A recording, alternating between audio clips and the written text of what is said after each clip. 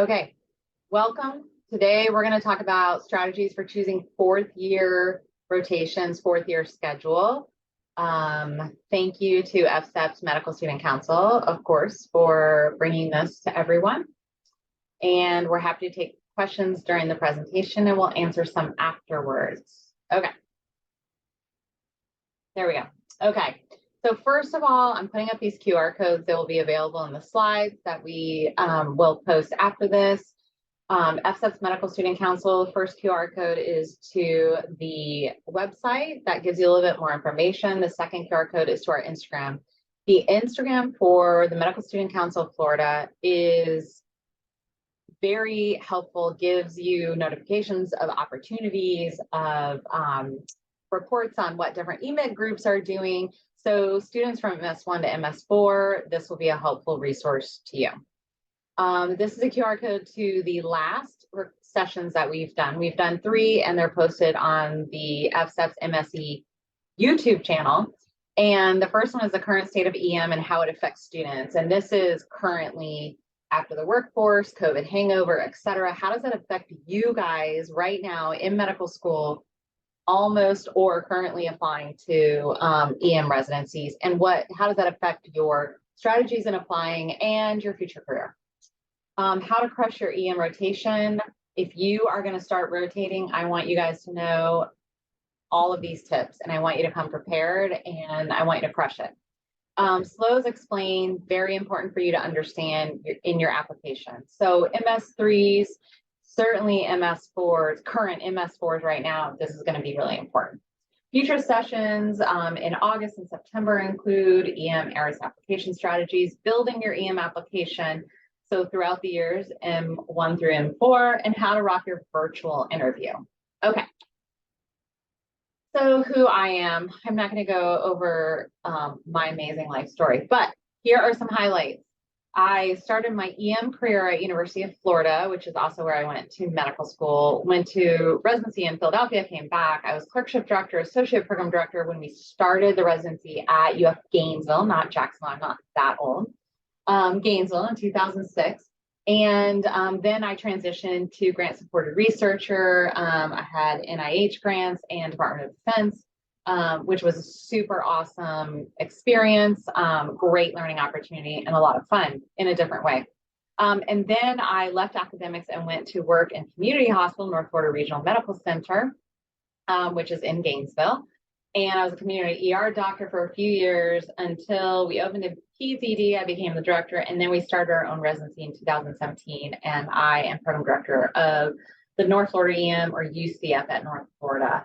So that's my story, and I just had to do a shameless plug for my residency. Okay, let's talk about EMRA and CORD. If you guys are not, as students, members of EMRA, and this is also in past How to Crush Your Rotation information, your ACEP, FSEP, and EMRA membership are all together. So when you pay, I think it's $65, it's somewhere around there, you get membership to all 3, and you will get resources that are just really, really important to your success in your rotation and navigating the pathway from student to resident and EM. So please use this QR code, join ACEP, FSEP, and EMRA, and then you will be on your way. Okay, fourth year rotations, let's get to this. We're going to talk about advice about the rotations and the pragmatics of rotations.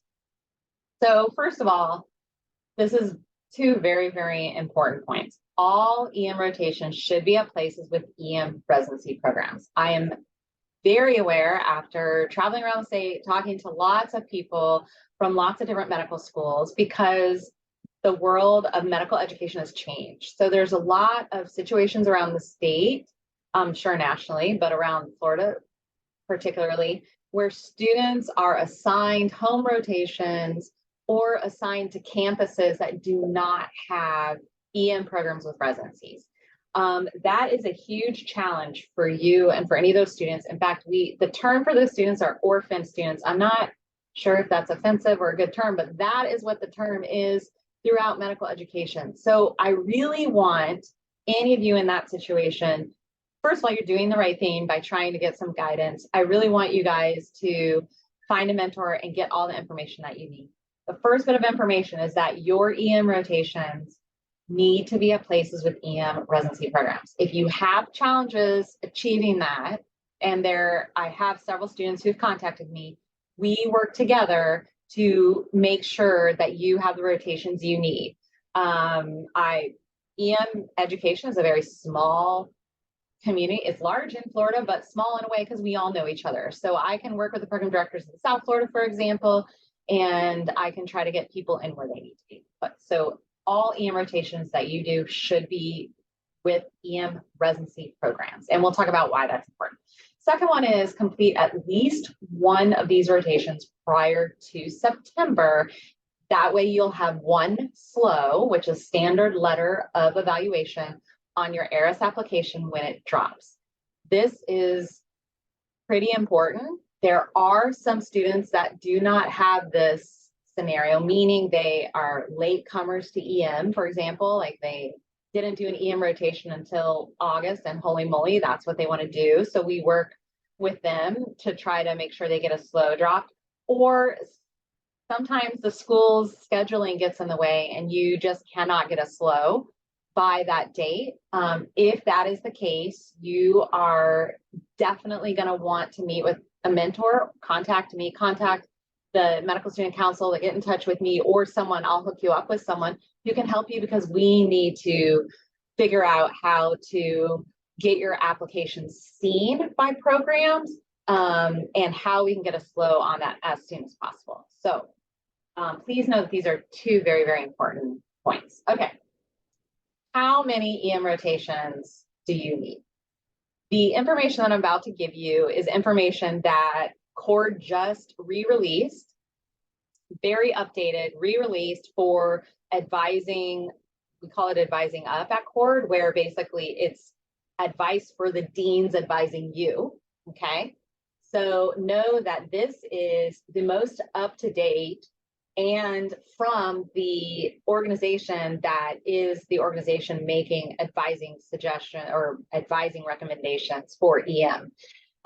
It probably has not trickled down yet to the student level.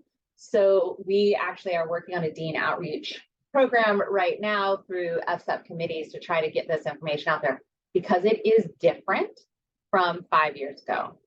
The whole specialty and medical education world has been turned on its head, topsy-turvy, and everything's changed. And some people have not caught up to the new recommendations, which is understandable. You have a dean over all the specialties. So let's talk about what is the most up-to-date recommendations for you as a student interested in EM. Okay, so a student with a home program, that means you are rotating at a hospital during your MS3 and MS4.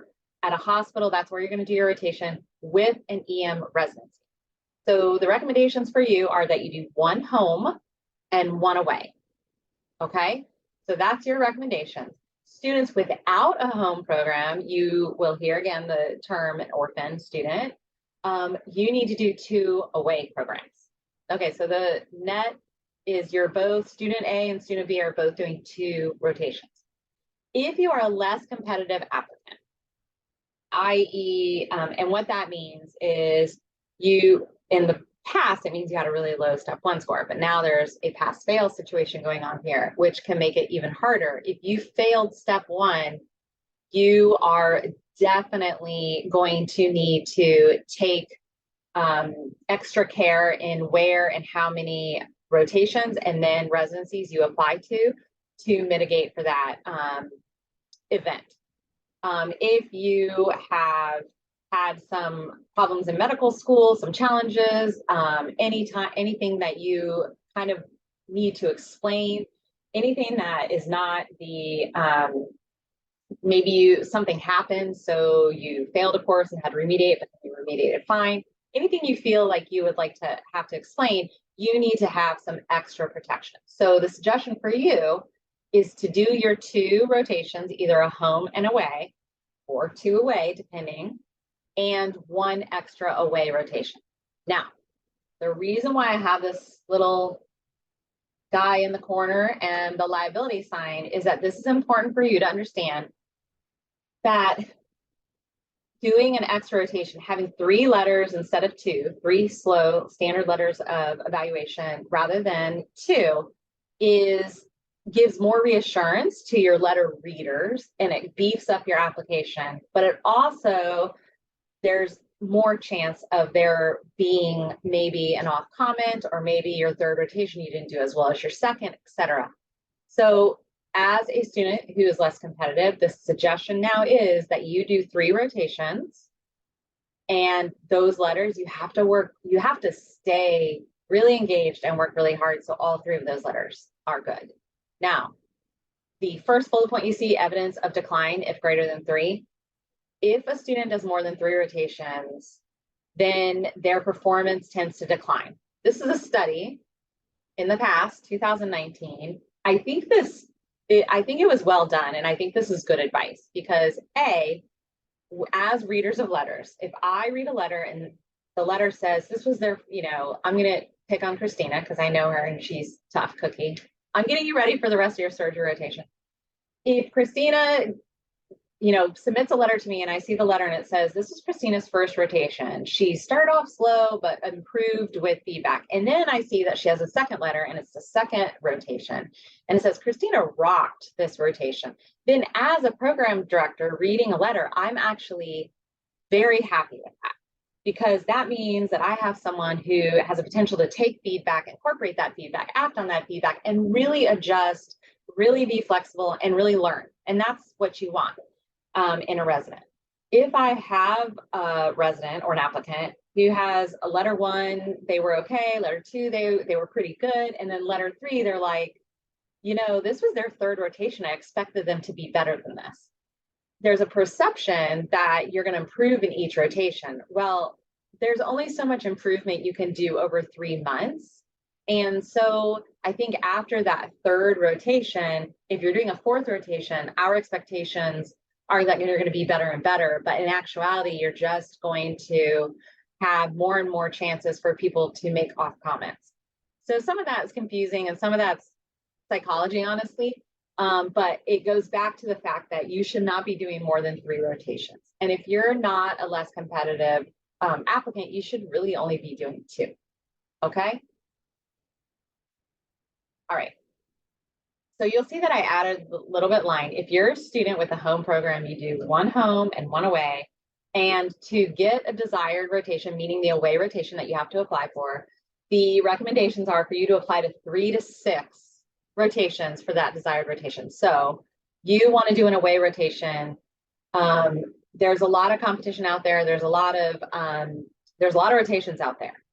So if everyone in the world is applying to the same rotation, you might not get it. So you need to be applying to 3 to 6 rotations to make sure that you can secure your away rotation appropriately. The same for a student without a home program, but now they're applying for 2 spots. So that means they need to ultimately be, put in their application from 6 to 12 programs total, if that makes sense. The less competitive applicant needs to apply to 6 to 12 per desired rotation. And we're going to talk about this again later, but when are you applying for these rotations? You're actually applying for the rotations in like January of MS3. Okay. That doesn't mean if you don't get your application in January MS3, you're totally screwed and you'll never get a rotation. No, but that is when people are starting to ramp up and put in their application.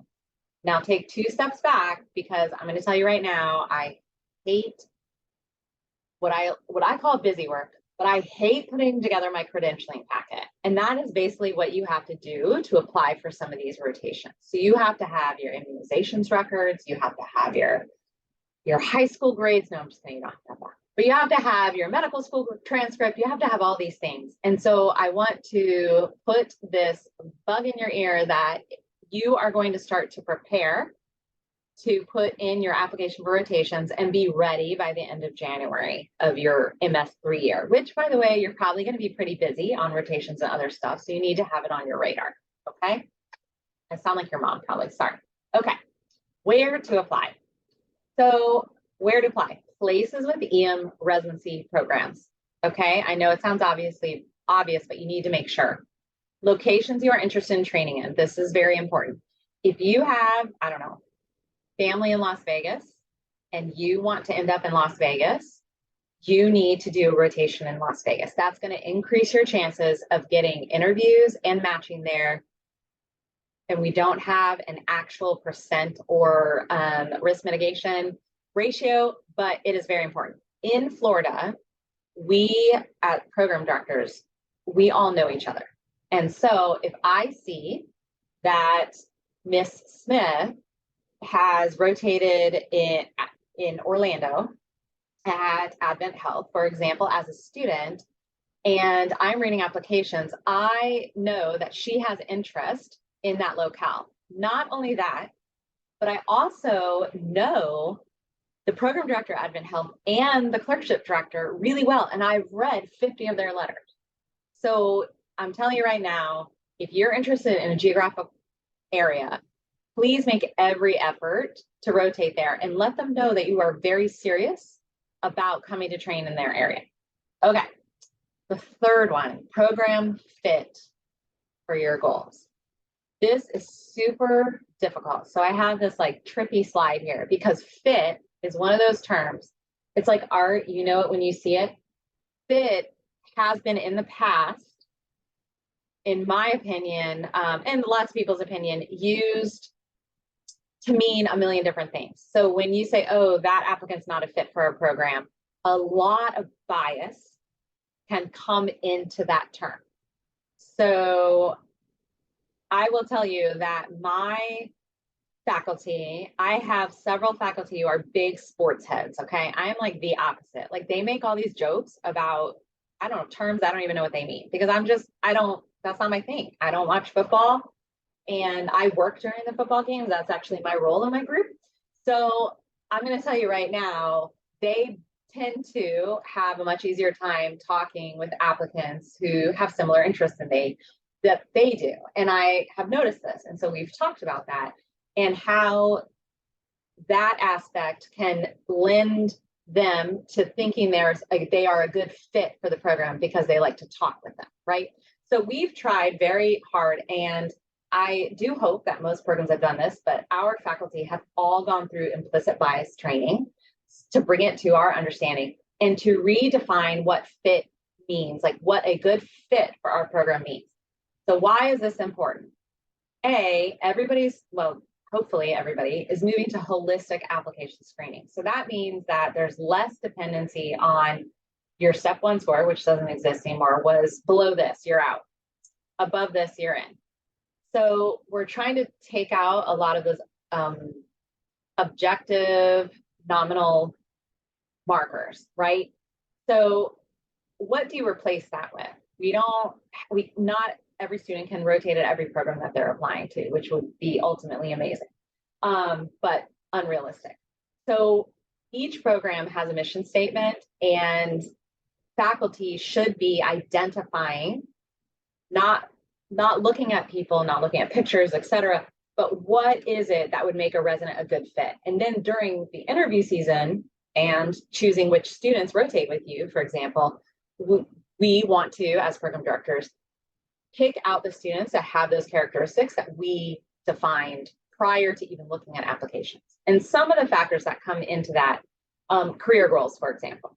If you are interested in being an NIH-funded researcher, career researcher, I'm going to tell you right now, do not come to my community EN program. We have research. We teach you how to read a paper. We do all those things, but you're not going to graduate ready to apply for a K-1 grant. That we're not going to help you achieve your career goals, and I'm going to push you in the right direction, which is somewhere else. So those are examples. Don't go to a program if your career goal is to be a toxicologist. Don't go to a program without a toxicology rotation or access to a fellowship, for example, if that's your career goal. Not saying you can't get into a toxicology fellowship. Like there's people who are latecomers like, wow, this is amazing, I want to do this. But if you know beforehand, use your career goal to help you determine fit for a program. Subspecialty interest, tox was an example, ultrasound, EMS, etc. Academic support. Academic support and learning characteristics, in my mind, very similar, right? If you, for example, have trouble memorizing lists and regurgitating them, and that is kind of the focus, like maybe a program's super academic and there's lots of cerebral talking and less doing, for example, then that program is not going to speak to you as a learner. So you finding an environment, like for example, our program, we're very community. We don't have a trauma program at our main hospital, which is, in my mind, amazing, because we have no surgery residents or ortho residents or CT surgery fellows or any of those people. So we own every procedure in our department. And there's other community programs like that too. So we own all those procedures. So people who are doers and want to come out having done things and that's the way they learn, they want to pick a program that's very hands-on and very busy, and they do. And so we use those experiences in the department to learn in like case centered basis, versus other people learn in different ways. So that's very hard to determine, but while you're on your rotations, you will start to learn about yourself in the clinical setting and how you learn and what environments you gravitate toward, what environments activate you. And, it's like, I actually want to come to my shift tomorrow. Like, let's go. Versus, I don't want to go around in the ICU again. So that's not my environment. Like, you'll figure it out. All of those things determine fit, because when you really get down to it, you can put the academic words to it. I'm this type of learner. This program provides me with opportunities to really use that and learn. Some people also feel activated in environments that are more chaotic or less chaotic, more stressful, less stressful, etc. And all those things are important factors for you to determine fit. Okay, back to fourth year rotations. Fourth year rotations, the nitties and gritties. How to find rotations. So there's several lists of rotations. Pretty much any residency, any institution or ER with a residency will have clerkships available. Now, not to everyone, but for example, University of Florida, their emergency department there provides rotations. Jacksonville and University of Florida Gainesville, University of Florida Jacksonville, they provide rotations to all their fourth year students. It's a required rotation. So that's a lot of students coming through the ED. They have reserved EM interested extern positions that you can apply for. There are some situations where, for example, we have clerkship spots and we have subspecialty clerkship spots, but there was a contract problem with Ross University, for example. And so we, at this point, cannot take students from Ross. So there's going to be very specific situations. And that's one of the reasons why you need to go out and apply to 3 to 6, at least, rotations per every desired rotation. There's a list on EMRA. There's an EMRA clerkship directory. There's an SAEM clerkship directory. I would advise you to look at Mentors for advice. I would advise you to look at the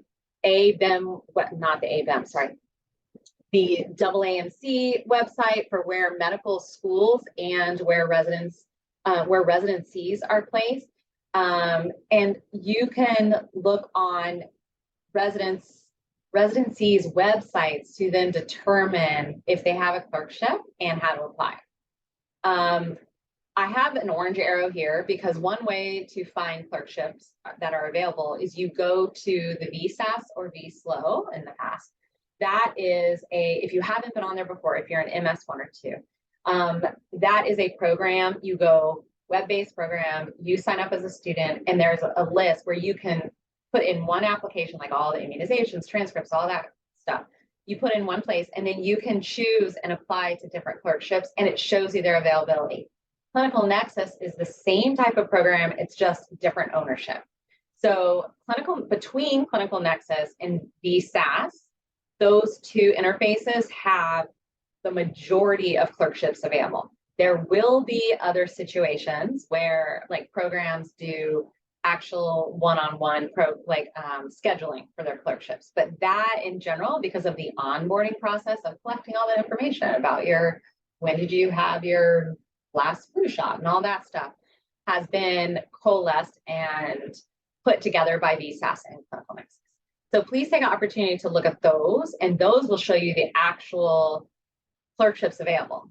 If, for example, you are dying to rotate at, I have no idea, Jonesville, Idaho, I'm making that up, and you can't find information, then call the residency program administrative office, and an administrative assistant will pick up, and you can ask them, and they should be able to transfer you to the clerkship coordinator or give you a website, etc. But that's not off the table. You can do that and ask if they have opportunities that maybe aren't posted to VSAS or Clinical Nexus. Okay. Dr. Holly, we got a question in the chat about, or I got a question about if there's a place to find and to compare broad categories like community versus academic versus others, and where they could find that. Great question. So there's piecemeal opportunities. I'll give you an example. If you're interested in Florida specifically, all the residencies which offer clerkships, which is where you want to do your clerkships because they have residency programs and can write you a SLO. FSEP actually has a listing by region of those residencies, and they have their kind of broad category and a link to their websites. If you want to filter by those nationally, the EMRA clerkship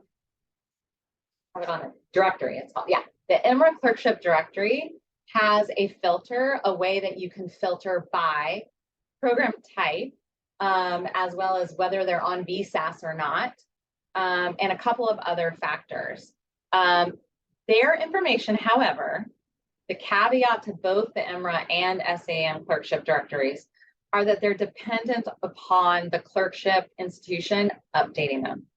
So I literally went in a few days ago to update my EMRA clerkship directory because this opportunity reminded me that I need to do that. And I had not updated for several years. And not only that, but they had the wrong, I guess they had melded my, my account. So half of me was still University of Florida and half of me was UCF North Florida. So I had to correct that. I'm giving you that example because those clerkship directories are great places to start, but they may not be completely up to date and accurate. So just keep that in mind because they're dependent on a bunch of different scenarios of people going in and fixing that. And whenever you have that, it's not necessarily up to date. So please look at those. Look at residency list because ultimately every residency will have a clerkship available. Okay. Any follow-up questions, Christina? None right now in the chat. Okay. I hope that answered. All right. When to apply? We talked about this as early as January MS3. If there is a clerkship that you really want a spot in, please get your application in early. Fourth year electives. And then after this, we'll we'll open it up for questions. Fourth year electives that people ask all the time, what are really good electives to take? And basically I say fourth year is the last time in your life that you might have a chance to explore something that's non-EM.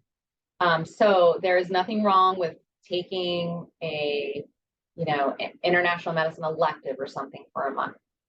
Electives with really good opportunities for OSLOs. So you've heard me talk about SLOs.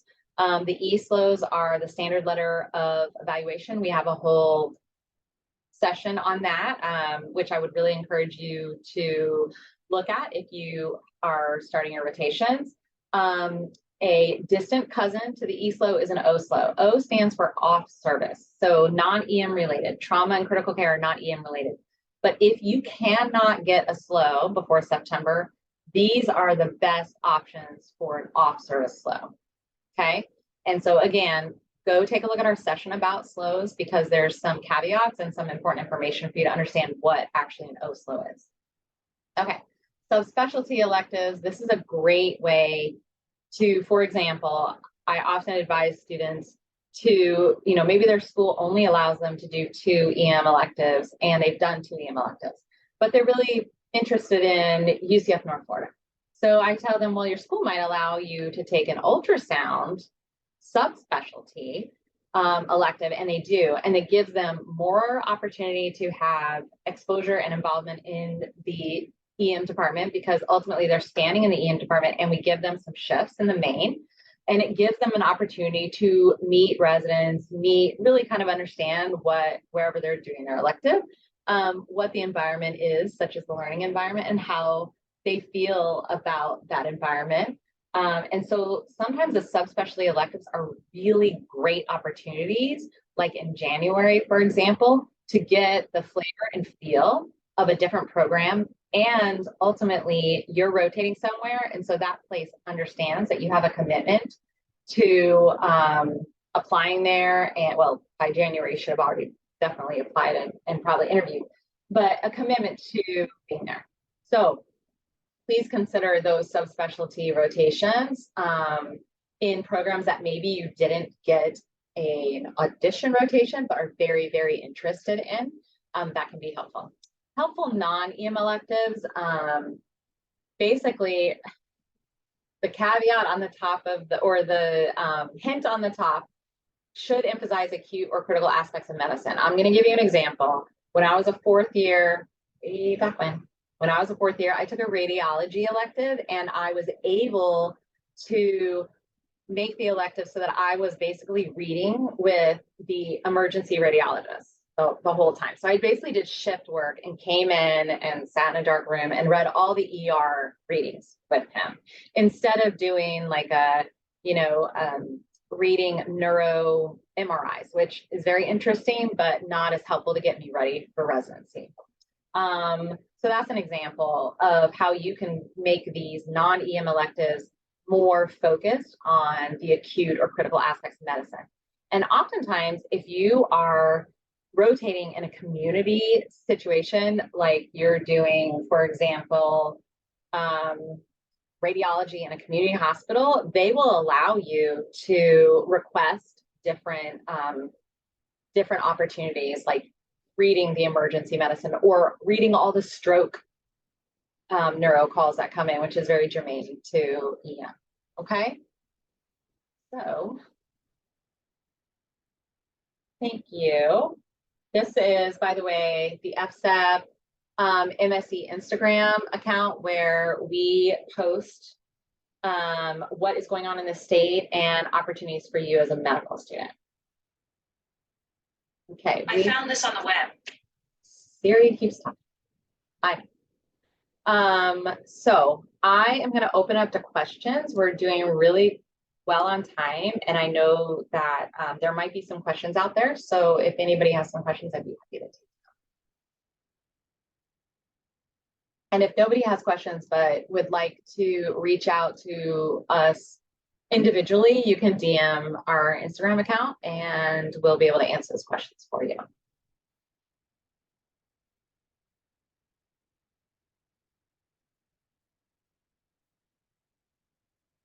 Must have done such an amazing job. All right.